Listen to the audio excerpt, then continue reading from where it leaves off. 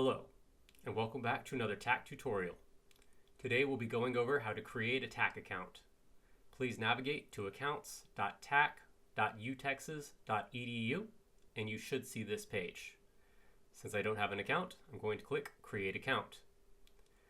This will take you to our authentication process, and I will be using my Gmail account today for tacctrainer@gmail.com. I will continue to authentication and select Continue with Google. If you have a .edu or other email address type, you should be able to choose one of these options as well. For this, I will be using tacctrainer@gmail.com, and I'm logged into this browser, so my information is already present. And this is allowing my Google account to share information with TACC.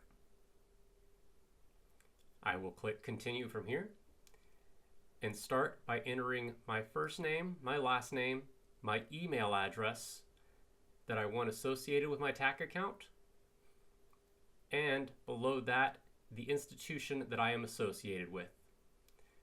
Since I am a University of Texas at Austin employee, I'll pick that. And the box below is to acknowledge that I am not PI eligible, which is true for this situation. I'll click it that I understand and then select Next. On the next page, I'll pick a username, all lowercase. Preferably, if you would like to include some numbers, please do. And then I will create a password that meets the minimum requirements for a TACC account. And then confirm that password and ensure that they are the same. After that, I'll come to a survey. The only required thing here is that you have to select a country of citizenship. I am a citizen of the United States, so that is what I will select. And for right now, I'm going to leave all the other questions blank. Then the CAPTCHA must be completed, and follow the rules presented by the CAPTCHA to confirm that you are a human.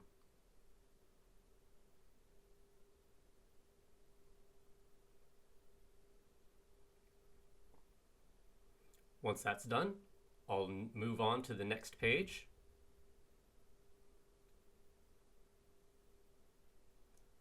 And that has submitted a request for an account. TACC has sent me an email, and now I must navigate to the email associated with the TACC account that I just created. In this case, tacctrainer@gmail.com. This is our AUP confirmation. It is tax acceptable use policy. Please take your time and read this page. There are several rules and regulations that we have at TACC that must be followed, so please ensure that you carefully read this page. Once I scroll down to the bottom, there will be a checkbox, and I will select that I agree and click that. This will then automatically navigate me to setting up my multi-factor authentication, for which we have another video in this playlist.